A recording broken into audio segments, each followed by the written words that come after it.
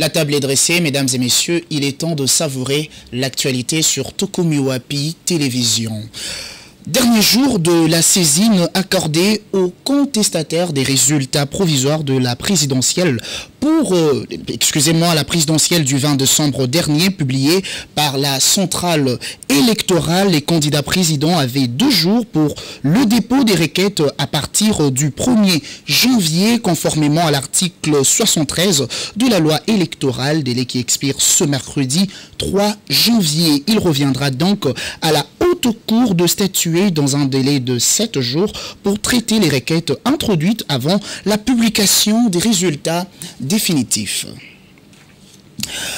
Suite logique de cette information, mesdames et messieurs, le candidat malheureux à la présidentielle du 20 décembre dernier, Théodore Ngoyi, a déposé ce mercredi 3 janvier 2023 une requête à la Cour constitutionnelle. Le président du parti Congo pour la justice n'a pas sollicité l'annulation des scrutins qu'il qualifie d'ailleurs de simulacre. Il a plutôt demandé de trouver un consensus pour sauver le pays d'un chaos post-électoral. Noël Ngoyi nous fournit plus de précisions à la matière.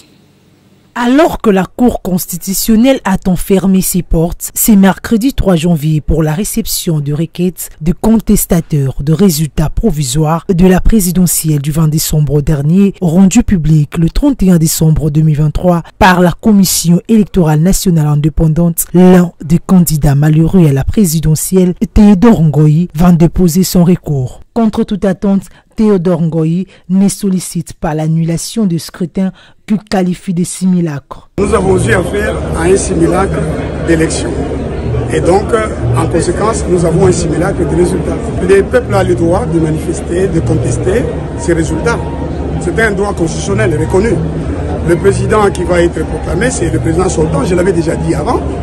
Il a le devoir, il a la responsabilité républicaine, démocratique, de comprendre aussi la voix de ceux qui vont contester dans la rue, de ne pas simplement s'attacher à ceux qui, par intérêt immédiat, par intérêt du ventre, vont certainement se déclarer pour lui, même parfois renier ce qu'ils ont dit avant. Ces challengeurs de Félix Tshisekedi l'invitent à ne pas se laisser séduire par de flatteurs, mais de trouver un consensus avec toutes les parties prenantes, question de sauver le pays dans ces chaos post-électoral.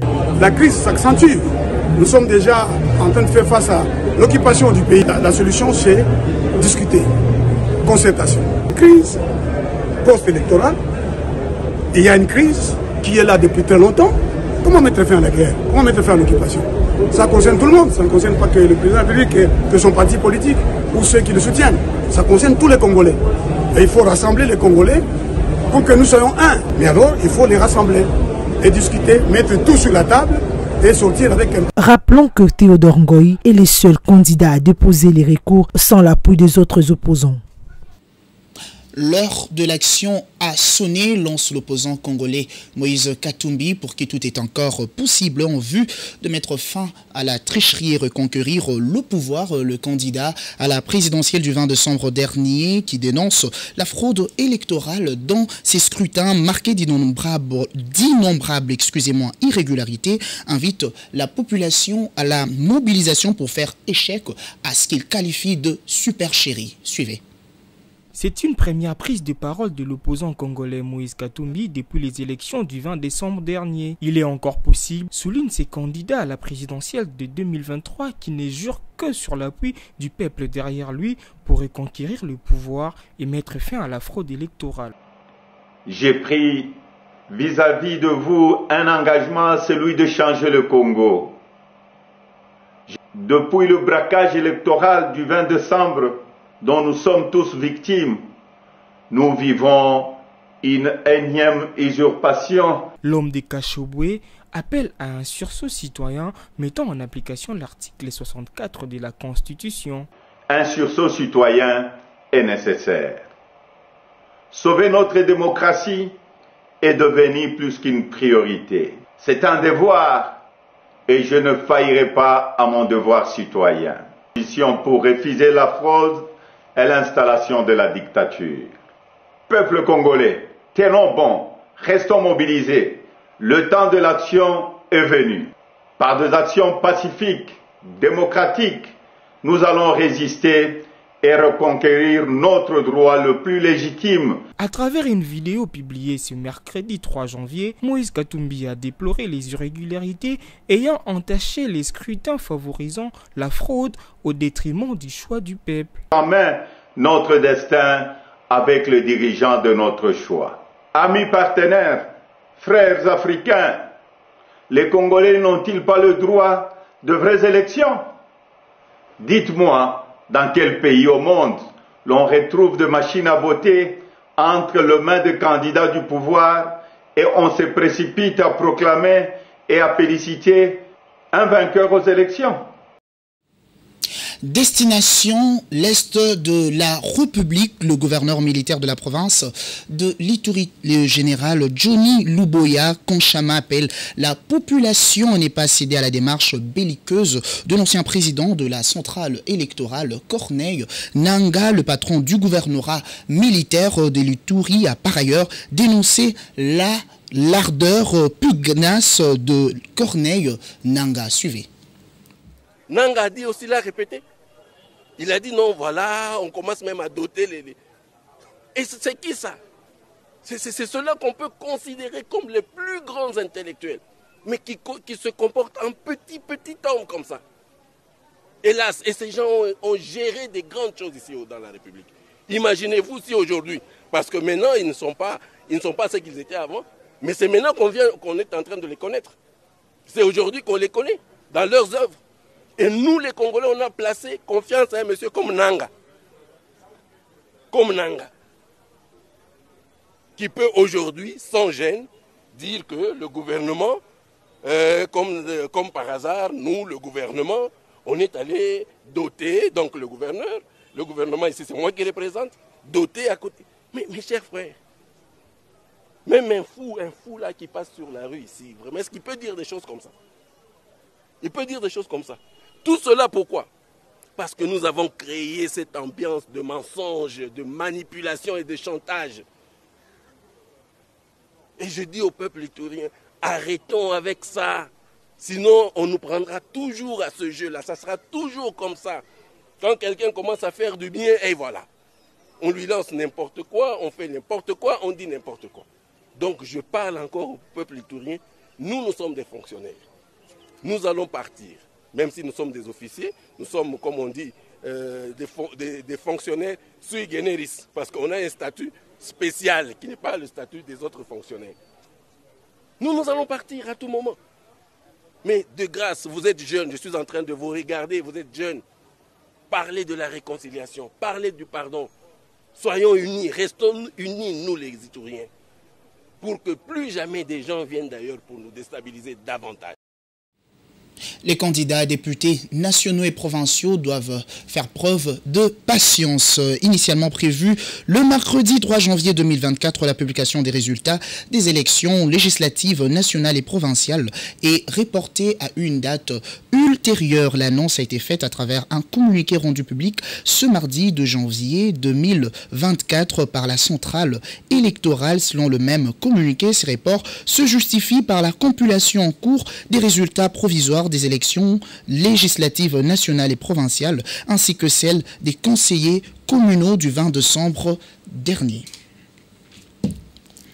Dans un autre chapitre, début ce mercredi 3 janvier du déploiement sur l'étendue du territoire national de 2500 magistrats et quelques anciens qui ont été affectés à la suite de 5 décisions d'organisation judiciaire prises le 30 décembre dernier par le président du Conseil supérieur de la magistrature. Ce premier lot des magistrats civils du ministère public et du siège sont affectés dans les parquets de grande instance et près les tribunaux de paix, les cours d'appel et tant d'autres.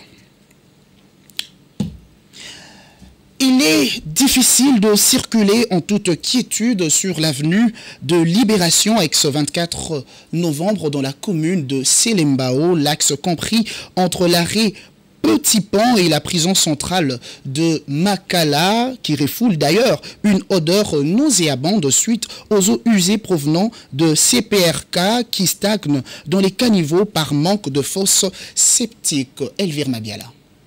Construits pour drainer les eaux, les caniveaux qui logent l'avenue de la Libération dans la commune de Selimbao servent désormais de canaux d'évacuation de eaux usées des fosses septiques de la prison centrale de Makala. Sillonner cette artère sur l'axe qui relie la prison Makala et la Petit Pont, c'est sans doute s'exposer au risque d'attraper les maladies hydriques telles la typhoïde suite à l'odeur nauséabonde qui parfume ce coin de la capitale.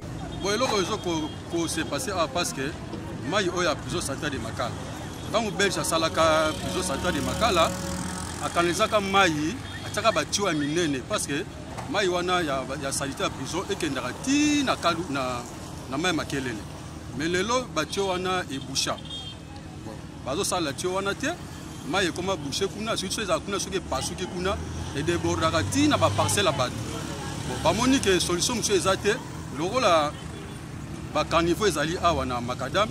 Baluki moyen surtout ba facilité ba bisama yiwana na ba caniveau oya balabala pesi ba mama bazo teka ba papa bazo teka ba olekana bazo vanda ezo sala penda bien te mais ça ko étonné bito mais je plus absolu passe boy ata ile kolia moyo so mpe lo kolia olia ngo boy ezate po soleleki donc tozo kanga mitema dalaka. Victime de cette situation qui perdure, la population environnante lance un cri d'alarme aux autorités attitrées pour une intervention urgente afin de remédier ce problème. Véter.